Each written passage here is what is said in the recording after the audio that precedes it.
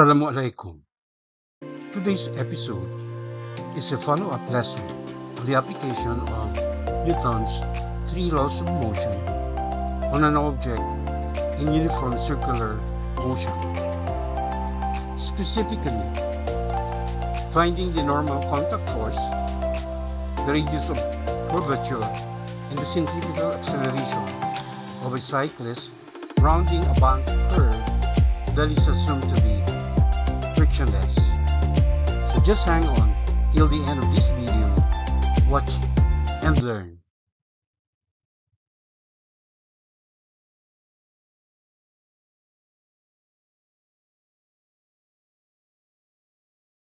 The question is, a competition cyclist rides at a constant 12.5 meters per second around a curve that is banked at 40.0 degrees.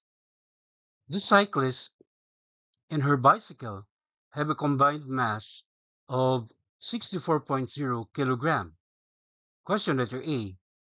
What must be the radius of her turn if there is to be no friction force pushing her either up or down the bank curve? Question letter B. What is the magnitude of her acceleration? And question letter C. What is the magnitude of the normal force that the surface of the bank curve exerts on the bicycle?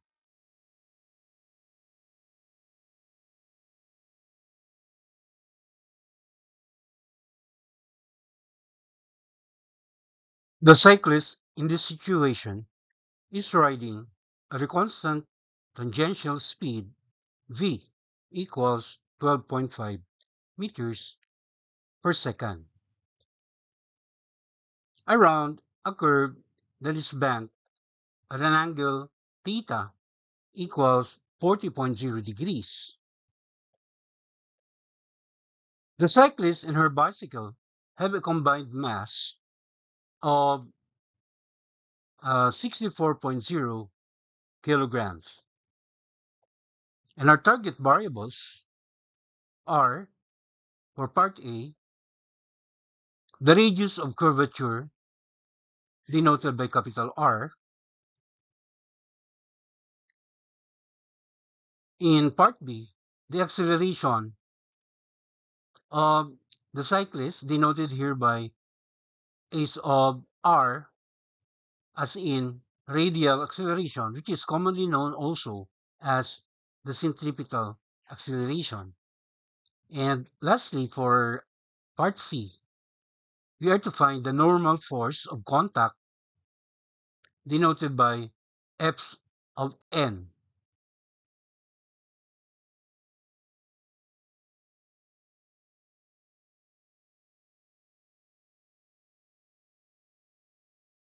Shown in the diagram, the bank angle theta is also the same as the angle of inclination of the track surface from the horizontal. Take note, our defined x and y coordinate system is also emphasized here. Now, the normal contact force Fn is represented here by the red arrow directed perpendicular to the surface and forming the angle theta with the y-axis. The y component of the normal force, represented by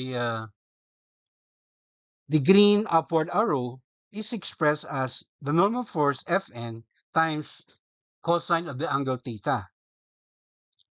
We use cosine theta because the y component of the normal force, or Fny, happens to be the adjacent side of the angle theta, while the normal force Fn happens to be the hypotenuse of the imaginary right triangle.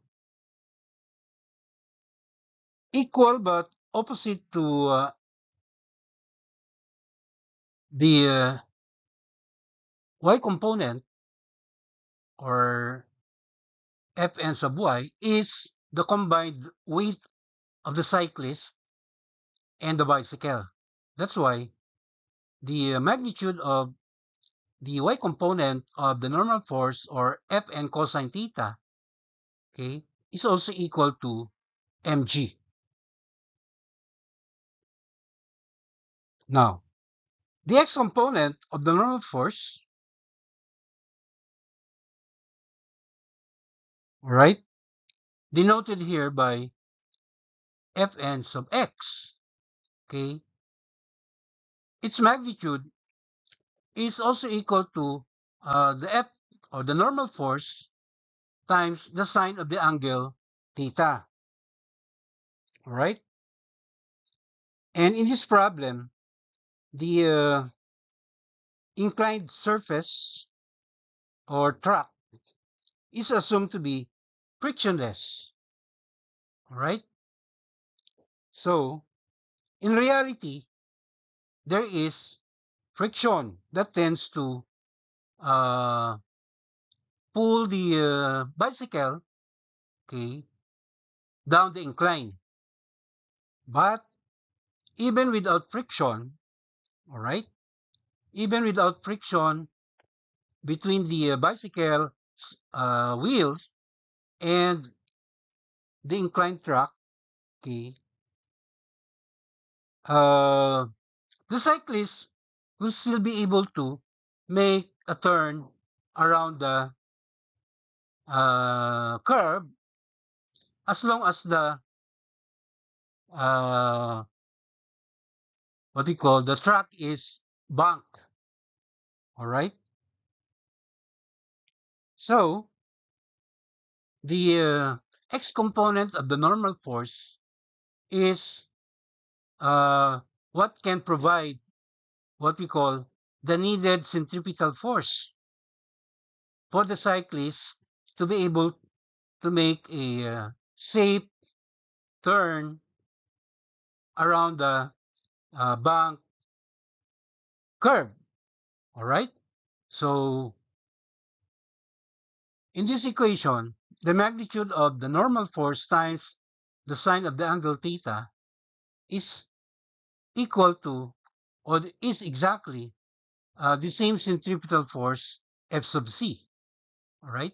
That causes uh, the centripetal acceleration. All right. This component, or x component, the normal force, causes the cyclist horizontal acceleration towards the center of the cyclist's circular path, even in the absence of friction.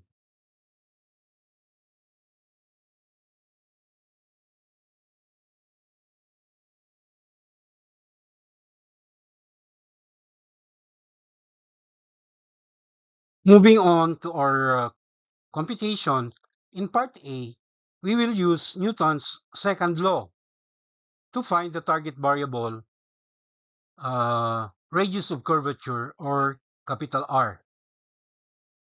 So the x component of the normal force, all right, uh, expressed as F normal times sine of the angle theta, okay, this is the only force acting on the cyclist, okay, along the horizontal, since we already assumed that the track is frictionless. And so, since this x component of the normal force is considered the net force acting on the cyclist, therefore, we can equate it to the product of the mass, m, and the acceleration, a sub r. All right? The mass m, of course, is the combined mass, the cyclist, and the bicycle. All right? So the net force is equal to ma. That is in accordance with Newton's second law of motion. Right.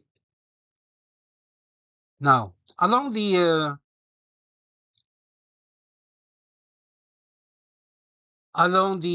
y-axis, all right, we say that the net force is equal to 0, all right, because uh, the upward component of the normal force expressed as Fn cosine theta is balanced by the combined weight of the bicycle and the cyclist.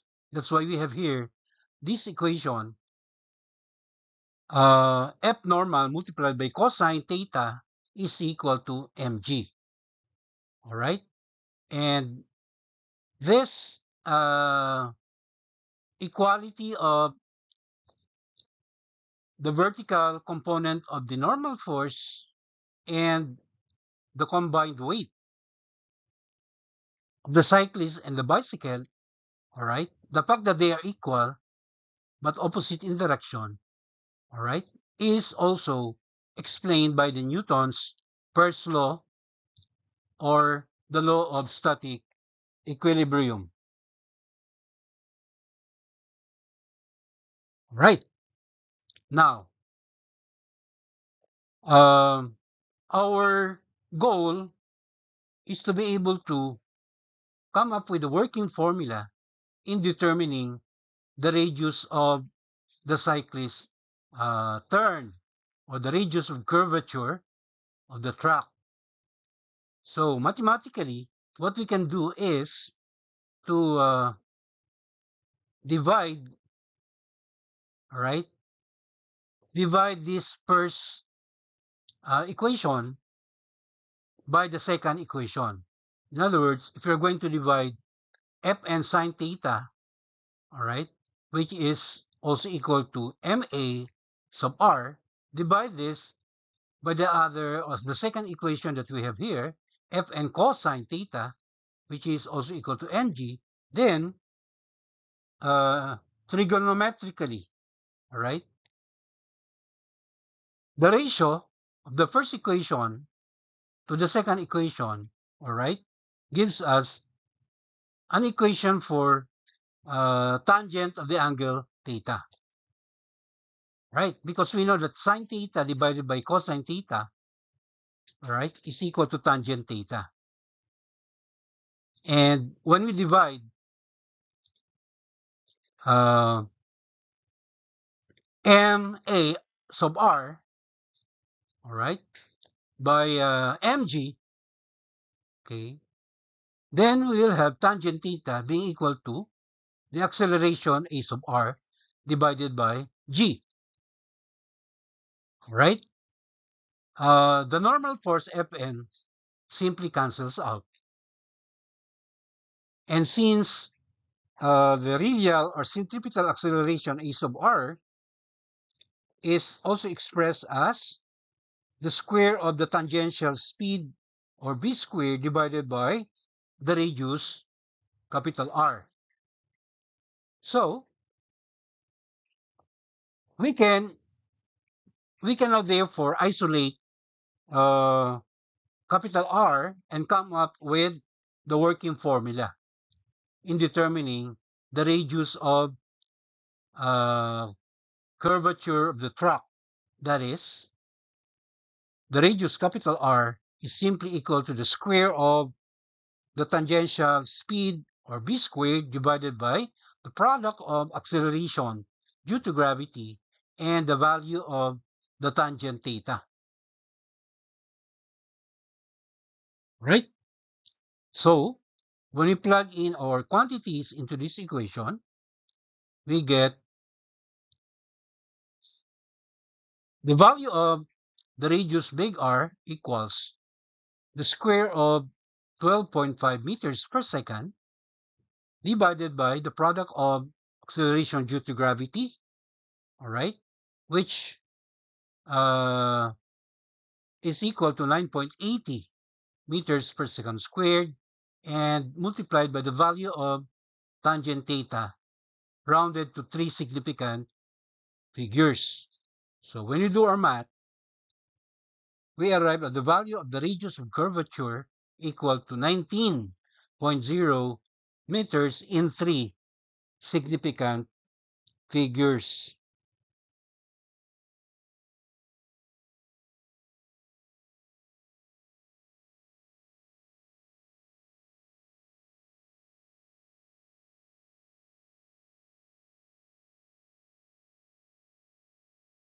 In part B, we calculate the centripetal or radial acceleration of the cyclist using this formula. AR equals V squared divided by the radius R. That is 12.5 meters per second. Square it and then divide it by 19.0 meters. So we get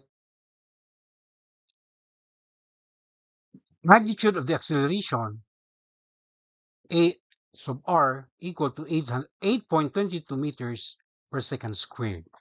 And lastly, for part C, determining the magnitude of the normal force Fn, we just divide mg by the cosine value of the angle theta. That is 64.0 kilogram times 9.80 meters per second squared, and then divided by cosine 40.0 degrees. Simplifying, we get 627.2 newtons, and dividing by 0.766, that's the value of cosine 40.0 degrees in 3 significant figures. All right, so we finally get the magnitude of the normal force F sub n equal to 819 newtons, also in 3 significant figures.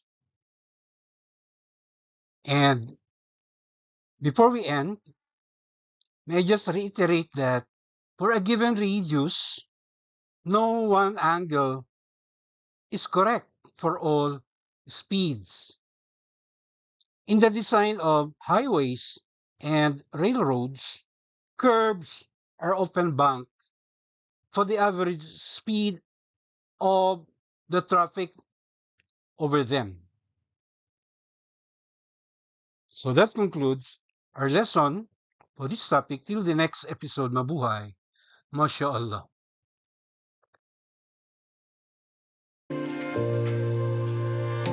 Thank you very much for your indulgence.